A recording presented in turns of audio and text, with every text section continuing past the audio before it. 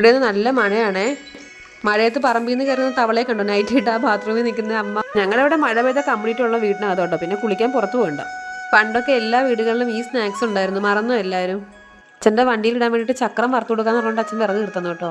ഇതിന് പിന്നെ പ്രത്യേകിച്ച് പണിയൊന്നുമില്ലല്ലോ, കടയിൽ നിന്ന് മേടിക്കുക, എണ്ണ ഒഴിക്കുക, വറക്കുക, കഴിക്കുക, എന്താ സുഖമല്ലേ.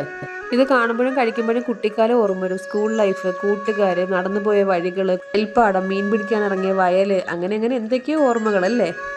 അങ്ങനെ ഒരുപാട് കാട് കയറി ചിന്തിക്കാൻ നിൽക്കണ്ട. പിന്നെ ഞാൻ ഈ വറുത്തെടുത്ത അടുപ്പിൽ തന്നെ കട്ടൻ ചായക്ക് കൂടെ വെച്ചു കേട്ടോ.